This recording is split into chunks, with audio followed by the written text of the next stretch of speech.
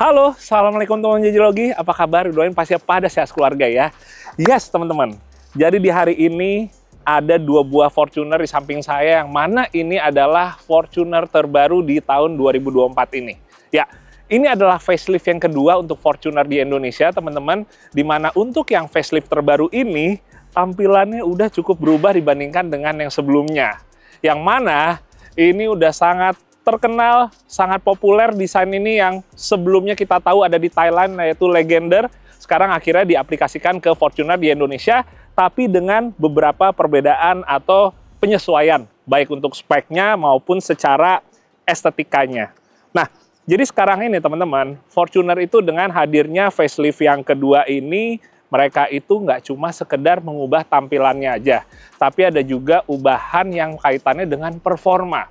Jadi yang di sebelah saya ini adalah yang varian 4x4, dan ini adalah varian tertinggi yaitu GR Sport. Dengan tetap menggunakan mesin 2,8 liter ya, 1 GDF-TV. Sementara yang di sebelah kiri saya, ini adalah varian tertinggi untuk yang 4x2. Di mana ini adalah varian VRZ, menggunakan mesin 2,8 liter juga, dan dia dilengkapi dengan GR Aero Package. Jadi teman-teman, sekarang itu kalau untuk yang 4x2 ada 6 varian. Di mana untuk yang varian bensin tetap ada, untuk varian yang G-nya juga tetap ada. Sementara kalau untuk yang 4x4, sekarang ini ada 2 varian. Pertama ini, yang tertinggi yaitu GR Sport, dan satu lagi tetap tersedia yang varian VRZ. Di mana kalau yang hari ini kita tampilkan adalah varian ketinggi di antara 4x4 dan juga 4x2.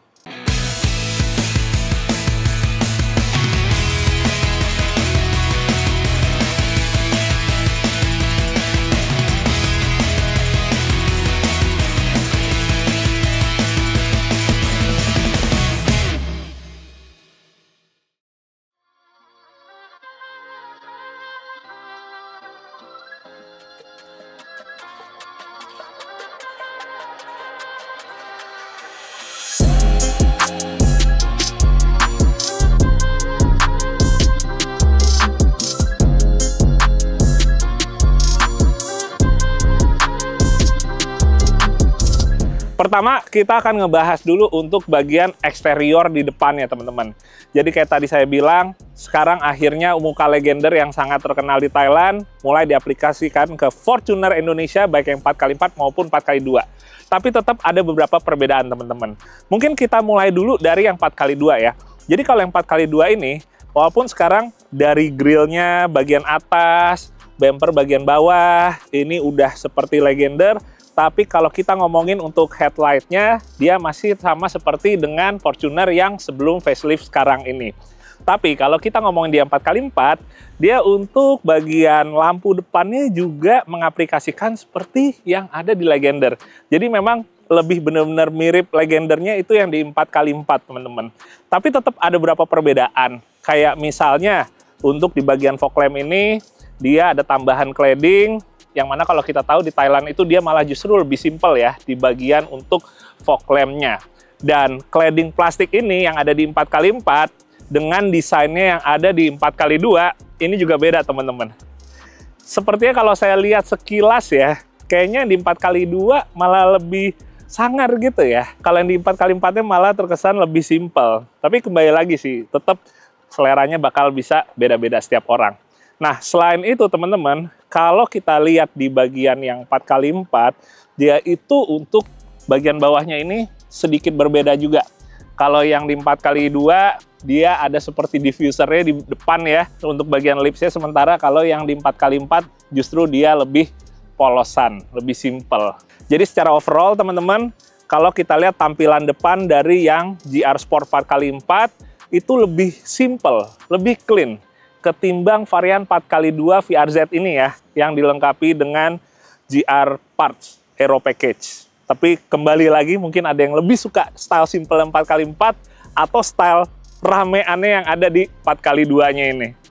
Kemudian teman-teman, satu hal yang membuat saya makin penasaran untuk ngulik lebih jauh, itu adalah di facelift terbaru dari Fortuner ini, terutama yang 4x4, itu ada perbedaan secara performa, yaitu pada bagian suspensi.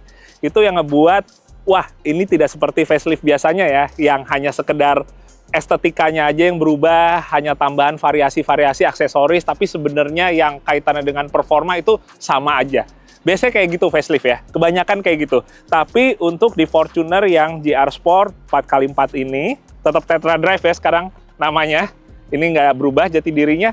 Dia secara suspensinya sudah mengalami perubahan yang mana lebih baik lagi dari yang sebelumnya. Tapi sayangnya, dan ini sebenarnya juga menjadi pertanyaan juga buat saya, kenapa yang varian 4x2-nya, setidaknya yang varian paling tingginya 4x2 ini juga dilengkapi dengan parts yang sifatnya itu bisa mendongkrak performanya. Sayangnya enggak. Jadi kalau kita ngomongin suspensinya, di yang 4x2 ini dia sama dengan yang sebelum facelift sekarang ini. Tapi kalau kita ngomongin yang 4x4-nya, itu dia. Bagian parts-nya pada suspensi mengalami improvement. Nah, jadi informasi tambahan yang juga menarik baru saya ketahui adalah sekarang itu Toyota mulai membedakan antara GR Pure atau GR murni, jadi mobil-mobil yang emang DNA-nya murni high performance ya, balap gitu, kayak misalnya GR Yaris, GR Corolla, dan lain-lain. Terus di bawahnya GR Sport atau GRS, yang mana sekarang itu GR Sport setidaknya dia ingin menyematkan ada parts yang sifatnya performance. Sementara kalau yang di bawahnya lagi itu ada GR Parts, di mana kalau GR Parts itu hanya sekedar aksesoris-aksesoris aja. Misalnya spoiler, atau ada bagian-bagian cladding-cladding tambahan supaya tampilan lebih sporty. Tapi itu balik lagi hanya sekedar pemanis saja. Kalau GR Sport seperti ini, 4x4 ini, minimal sekarang ada bagian yang sudah di-upgrade yang kaitannya dengan performance. Itu yang bikin saya lebih tertarik lagi dengan Tetra Drive yang facelift sekarang ini. Untuk bagian belakang juga mengalami beberapa perubahan teman-teman. Walaupun bagian belakang ini juga sama sifatnya lebih ke arah kosmetik atau untuk estetikanya. Kalau ngomongin stop lamp-nya atau lampu belakangnya ini nggak berubah. Tapi yang berubah pertama adalah untuk garnisnya yang tengah ini. Sekarang warnanya itu hampir sama dengan warna body. Ya benar, sama-sama hitam ya. Bukan warna chrome yang mengkilat silver lagi. Kemudian bagian bumpernya juga beda, terutama pada bagian sampingnya sini. Ini makin memperkuat aksen atau kesan sportinya ya, seperti mobil balap gitu yang mana suka dilengkapi dengan erdak-erdak atau rongga-rongga udara untuk lewat, yang mana itu bisa memperbaiki yang namanya aerodinamisnya dan juga untuk lebih mengoptimalkan lagi transfer udara atau perpindahan udara. Tapi kalau ini sih sekedar aksen aja, biar terlihat lebih racing. Nah, selain bagian untuk sampingnya, untuk bagian spoiler bawahnya juga berbeda teman-teman. Walaupun ini juga sama sih, hanya sekedar aksen aja ya, nggak akan mempengaruhi untuk performanya.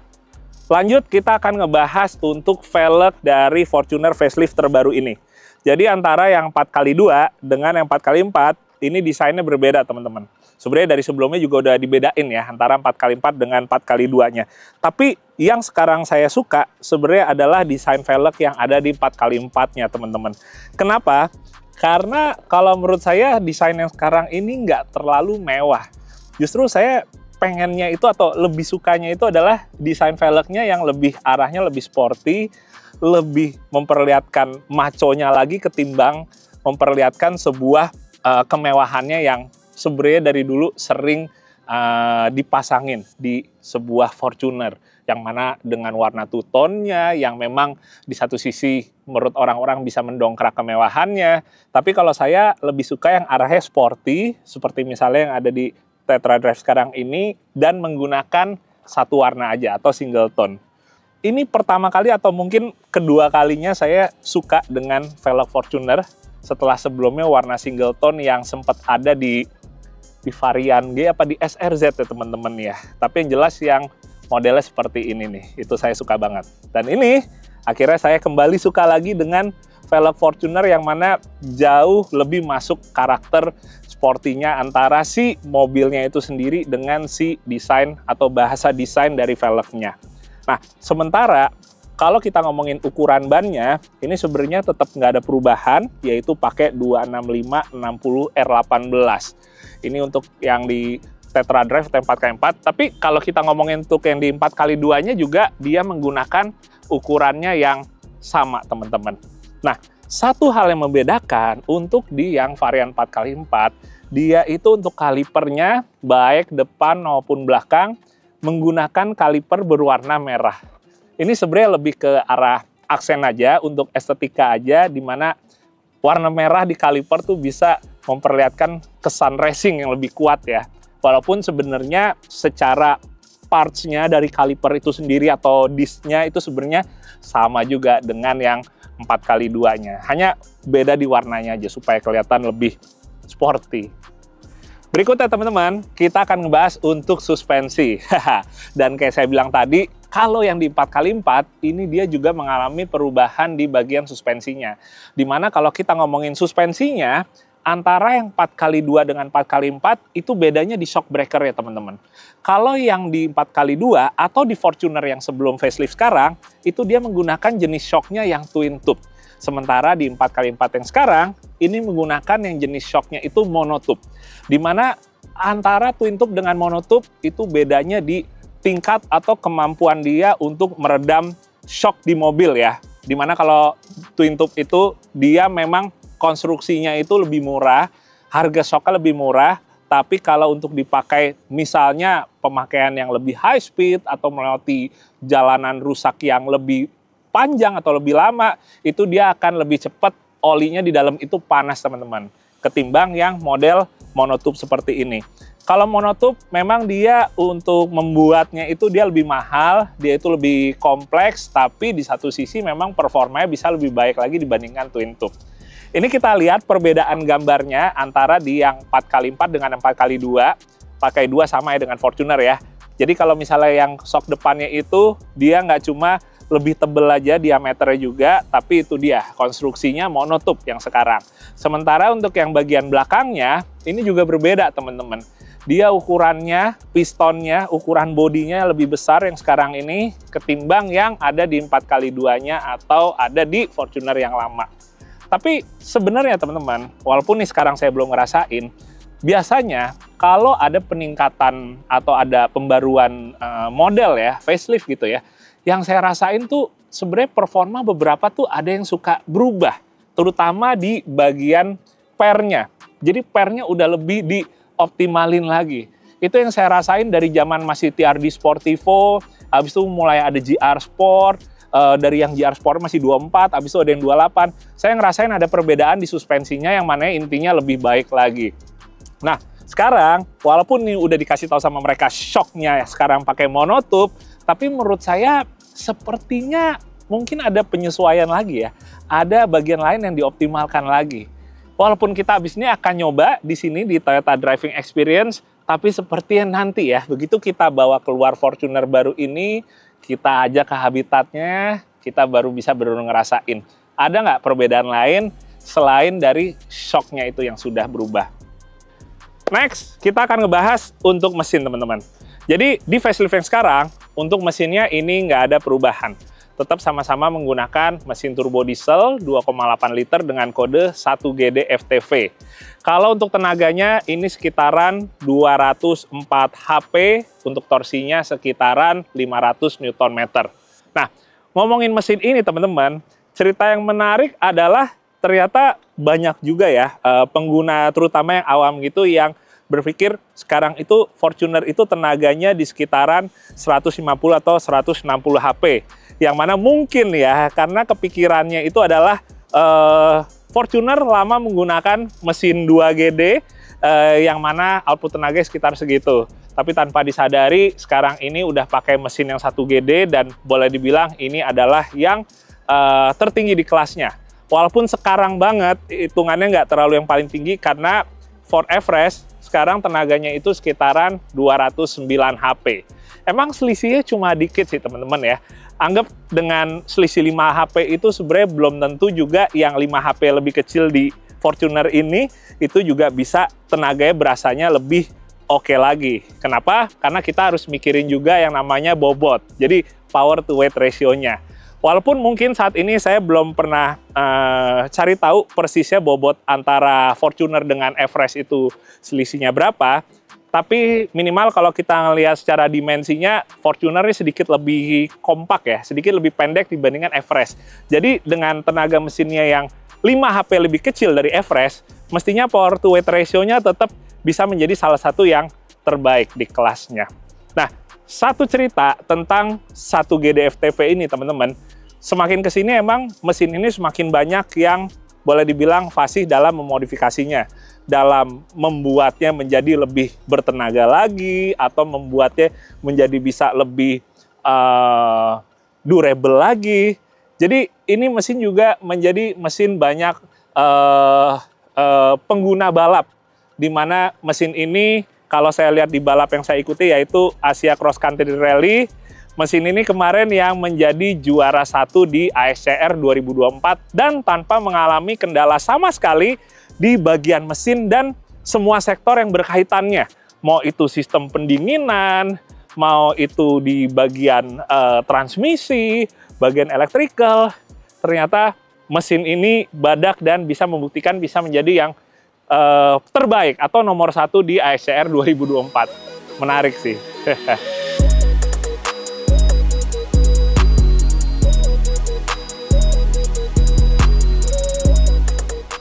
Oke teman-teman, saatnya kita untuk test drive tipis-tipis di Toyota Driving Experience ini. Sebelumnya saya ingin ngebahas sedikit dulu untuk interiornya ya, karena interior sebenarnya juga ada beberapa hal yang berubah. Yang paling saya suka adalah kombinasi warna yang sekarang merupakan favorit saya, yaitu full black atau all black, termasuk untuk bagian plafonnya yang sekarang hitam ya. Jadi enak, nggak gampang kotor gitu, apalagi buat kalian yang emang pemakaian mobilnya tuh sering banyak ke lapangannya. Tapi sekarang belum ada sunroof juga, tapi itu kembali lagi sih ya, karena nggak semua orang tuh suka atau butuh sunroof, termasuk kayak saya. Kenapa saya lebih suka mobil yang nggak bersunroof, walaupun mungkin sebagian mobil saya juga bersunroof, karena sunroof itu membutuhkan maintenance ekstra. Mungkin kalau kita ngomong mobil masih baru tuh masih aman, karena emang belum ada yang namanya sampai bocor, karena ada selah-selahnya yang udah mulai renggang karena karetnya getas, atau saluran pembuangan airnya mulai mampet, dan lain-lain. Tapi juga buat saya yang seneng naruh sesuatu di atas, entah itu roof rack, atau roof tent, atau aksesoris lainnya lagi di mobil SUV gitu ya, biasanya malah jadi sunroofnya agak nggak kepake karena ketutupan aksesoris tersebut. Tapi ya balik lagi ke selera ya, kebutuhan masing-masing. Nah kemudian yang kaitannya dengan nuansa sporty, selain juga warnanya yang full black, sekarang saya suka joknya itu kombinasi antara suede dengan leather atau kulit. Ini makin ngeliatin kayak mobil sport ya, mobil balap gitu ya, kalau udah mulai ada aksen-aksen suede-nya. Kemudian di bagian dashboardnya ini nggak ada perubahan secara desainnya, tapi sekarang menggunakan stitching merah, termasuk juga di setirnya. Bahkan bagian garis tengahnya ini juga dikasih warna merah untuk bikin senada ya dengan aksen GR yang lainnya yang ada di mobil ini. Nah, kemudian teman-teman, sebenarnya yang banyak berubah itu juga di bagian entertainment-nya. Sekarang untuk di head unit depan ini, dia itu memiliki built-in hotspot Wi-Fi, yang mana ini membuat kita jadi bisa mengakses Wi-Fi yang sumbernya dari Fortuner ini, teman-teman. Sementara ini juga sekarang sepertinya lebih banyak lagi konektivitas yang sangat membantu kita. Tapi jujur saya nggak akan terlalu in-depth untuk urusan entertainment ini. Yang pasti sekarang multimedia di depan ini sekarang dia sistemnya sudah Android, sementara untuk yang belakang ya RSE atau rear screen entertainment-nya sekarang ukurannya juga lebih besar. Yang depan ini kan 9 inch, yang belakang ini di atas 11 inch, jadi lumayan bedanya dengan sebelumnya.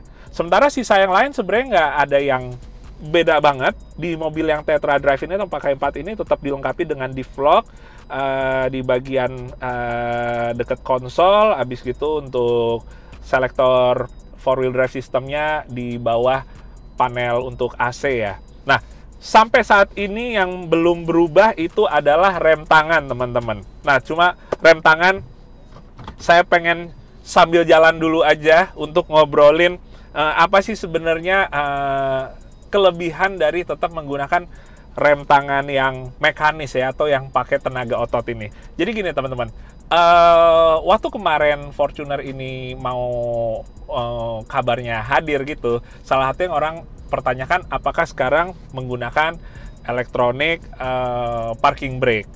Emang kalau kita pakai rem tangan elektrik itu lebih enteng, nggak perlu kita yang namanya effort pakai tenaga.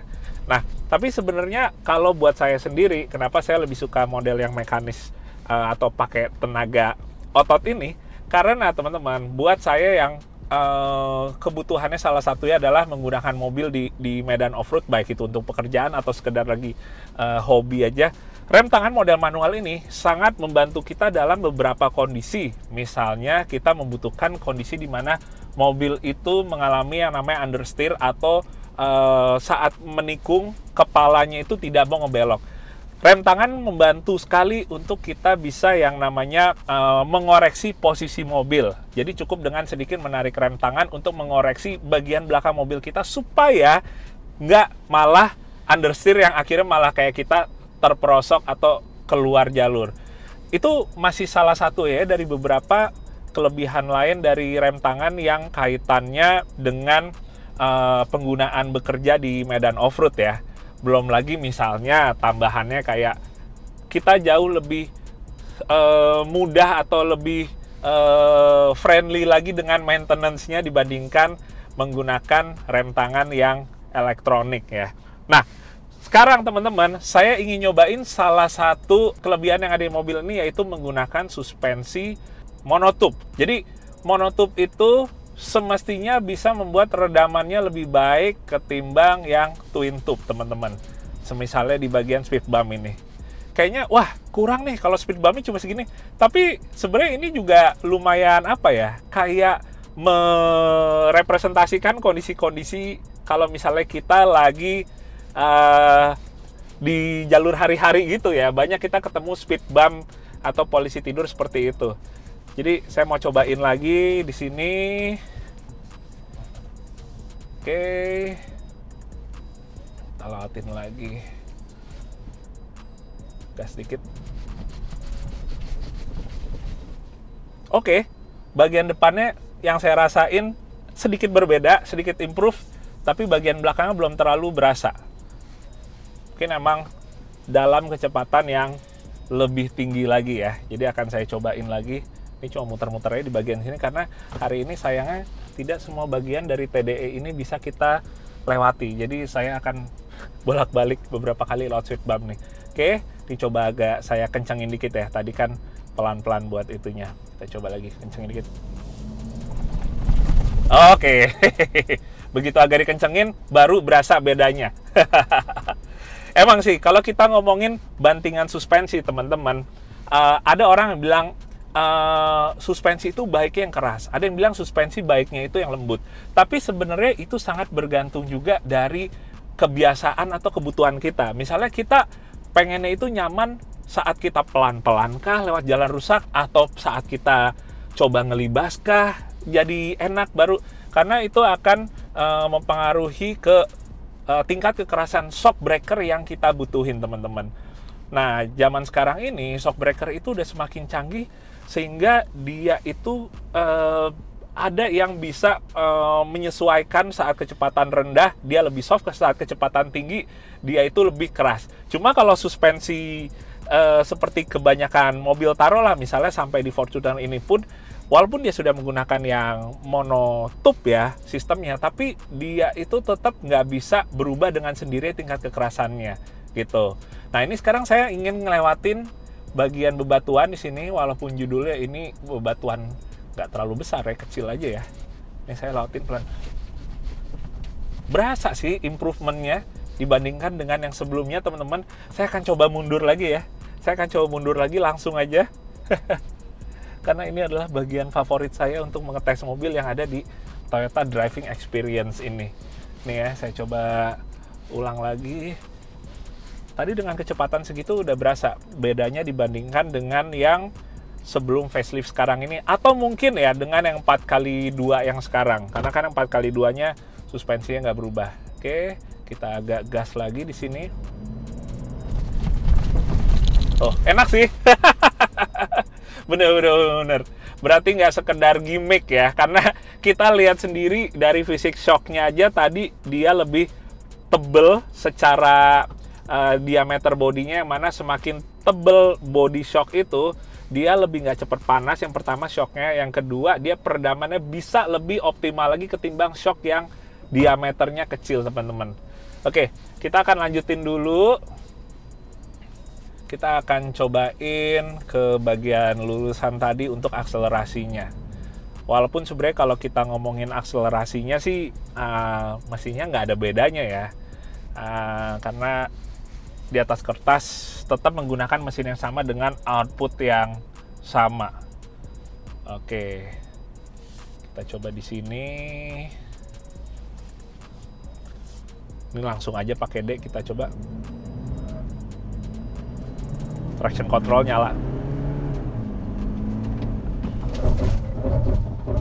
Oke, saya kurang lebih hafal dengan karakter mesin Fortuner 28 ini, termasuk remnya. Mesinnya yang saya rasain bener-bener sama kayak lagi naik yang bukan facelift sekarang, termasuk juga untuk remnya. Pengeremannya karakternya bener-bener sama, teman-teman. Yang mana pengereman Fortuner itu sebenarnya, atau sistem remnya sendiri itu sebenarnya lebih dari cukup untuk kita yang tetap menggunakan pertama, misalnya ban dengan ukuran standar dengan velg standarnya. Kedua, untuk kita yang tetap menggunakan mesin ini dalam kondisi standar. Karena kalau kita udah mulai upgrade mesin, kita mulai ganti ban yang lebih besar, itu mulai berasa tuh sistem pengeremannya harus juga di-upgrade. Tapi so far sih ya buat kita yang pakai Fortuner standaran harian gitu sih lebih dari cukup ya teman-teman ya untuk sistem remnya.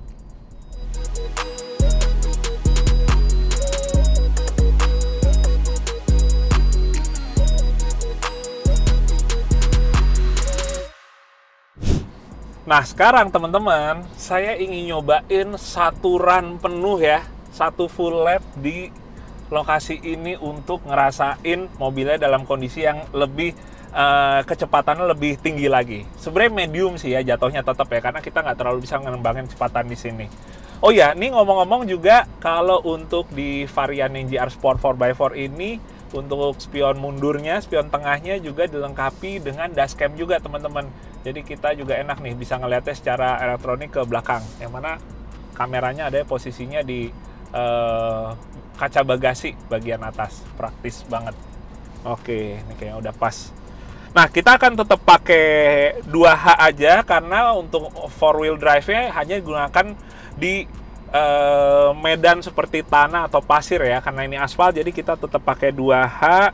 Terus nggak perlu pakai sport, kayak normal aja. Ini juga nggak terlalu kencang banget. Oke, kita cobain. Kita gas di sini, bismillah. Dengan agak high speed kurang lebih bisa ngerasain lagi suspensi. Oh iya bener deh. Body roll lumayan berasa sih, bedanya sama yang sebelumnya.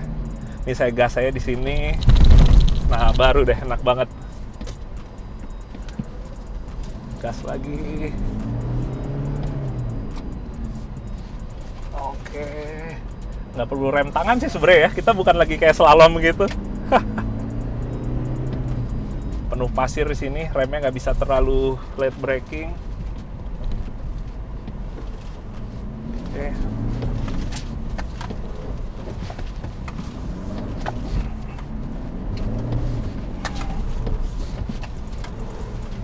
Enak sih ya, body rollnya hitungannya lebih baik daripada yang suspensi sebelumnya yang masih twin tube. Berasa bedanya di yang monotube ini. Sekali lagi.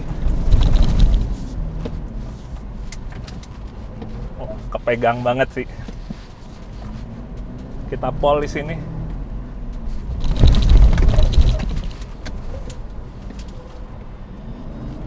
Oke. Enak sih. Rasanya tahu nggak teman-teman? Kayak saya lagi naik sebuah Fortuner standar yang suspensinya udah di-upgrade dengan yang high performance untuk off-road.